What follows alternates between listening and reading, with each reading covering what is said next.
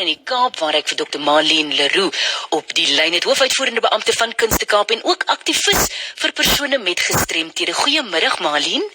Goeiemiddag en ek is so bly dat ons oor hierdie saak kan praat, want gestremdes is soms aan die agterkant wat ons nie regtig waaroor praat nie, en veral die 21 dae van inperking het ons dit nie regtig waar uitgespeel om te sê, hoe gaan ons help vir persone wat vasgevang is in hulle huishouding of wat teruggestuur is huis toe vanaf instansies nie. So vandag is dit eintlik vir my 'n baie belangrike gesprek wat ons kan voer. So wat beteken hierdie 21 dae wat ons president aangekondig het? Ek wil net weer eens sê dat ek is verskriklik hiermee wil ek graag die president en bedank vir sy vrymoedige leierskap en leiding, as ook die proaktiwiteit en voorkomende maatreëls wat geïmplementeer word. Maar om te self-isoleer vir gestremdes is dikwels nie 'n opsie nie, want omdat hulle sorg benodig van iemand anders vir alledaagse aktiwiteite soos byvoorbeeld vervoer, vir inkopies, as jy in 'n rolstoel is, dan moet jy jou hande gebruik ook. En dit het ook implikasies in terme van hoe om dit skoon te hou, en selfs iets soos huis skoonmaak en die gereelde was van ons hande kan ekstra moeilik wees as gevolg van ons gestremdheid. Ek is self gestremd en ek het ook 'n seentjie gehad wat gestremd is. So ek praat ook in twee aspekte in terme van selfgestremd wees en ook gesorgheid vir 'n seun wat gestremd was. Wat is die voorsorgmaatreëls wat benodig word vir mense met gestremthede? Man, ek dink wat baie belangrik is dat ons het veral met die coronavirus was 'n skok vir die hele wêreld. Ja. En alhoewel 'n gestremde persoon nie noodwendig 'n hoër kans het om die coronavirus op te doen nie, is daar baie gestremde persone wat onderliggende kwale het wat die siekte meer gevaarlik maak vir hulle. Baie mense in die hoë risikokategorie kan vreeslik siek word en moontlik ook sterf omdat sekere medisyne wat hulle moet neem om stabiel, gesond en bemagtigd te voel, veral hul immuniteitstelsel ongelukkig verlaag. So, ons het wel ons president en die ministeries en op provinsiale vlak het wel gekyk na vervoer, maar nie spesifiek vervoer ingestel en maatreëls vir persone wat gestremd is nie. En ook nie prioriteitsreëls ingestel om te sê dat byvoorbeeld by hospitale, dat daar is persoonlik gekyk word as 'n persoon na die hospitaal toe kom, word hulle regtig waar onmiddellik gehelp en dat hulle nie nog 'n lyn moet wees nie. Tweedens ook medikasie wat miskien ons kan dan gebruik maak van die weermag en die polisie as dit georganiseerd is, en veral die gemeenskappe en die klinieke om wel die medisyne te kan gaan aflaai by mense se huise. So dit is baie belangrik dat ons die lewersorgpakkette insluitende smeermiddels, seep, maskers en ander noodsaaklikhede na gekyk word. Ek het wel gevra, want ek het spesifiek 'n brief geskryf aan die presidentsie om te vra vir 'n toegewyde telefoonlyn vir gereelde check-in dienste vir persone met gestremdhede. En dan het ons nog die dowe gemeenskap ook, en het ons toeganklike materiale uitstuur en ook vir die blinde gemeenskap.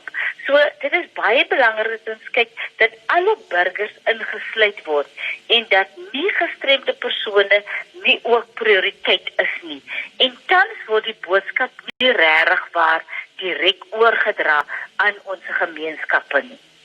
Marlene, wat sou jy sê is dit om te self-isoleer oor die algemeen en dan vir persone met gestremthede? Oor die algemeen voel ek dat dit is baie belangrik dat ons wel geïsoleer moet word en dat ons moet effektiewe higiëne beoefen, aanhou met sosiale distansiering. Maar ek wil ook net sê, as jy in 'n klein huisie bly met 12 persone, is dit so moeilik. En as jy nog in Manenberg en Khayelitsha en ek kan dit opnoem, is dit ook regtig 'n uitdaging vir ons ons gesondheidspersoneel. So ek vra dat ons almal moet saamwerk om regtig waar vir die president te sê ons wil regtig waar die epidemie wil ons bekamp.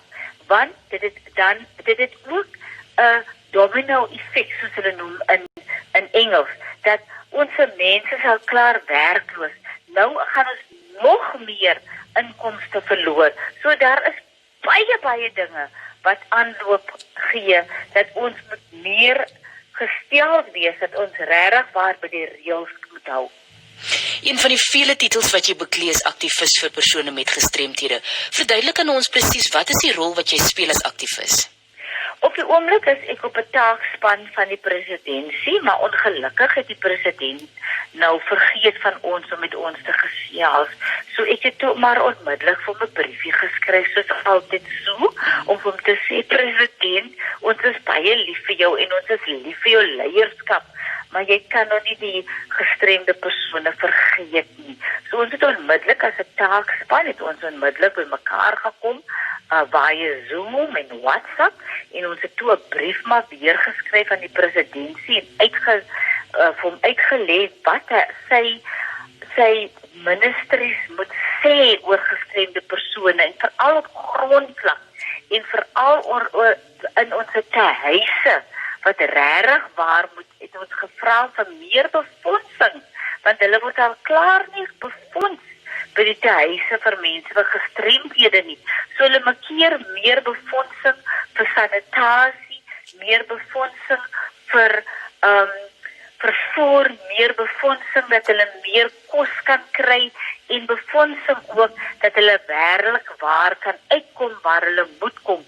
So die instansies het meer befondsing nodig. So ons het dit werklik waar 'n gedetailleerde brief geskryf aan die president.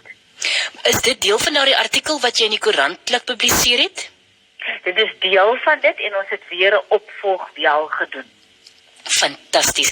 Malien, net om mee af te sluit, wat is daardie wanpersepsie wat mense het? Want kyk, as ek nou dink hier, ek sit tans by die werk, ek dink nie altyd daaraan, kom ons vat byvoorbeeld 'n persoon in 'n rolstoel.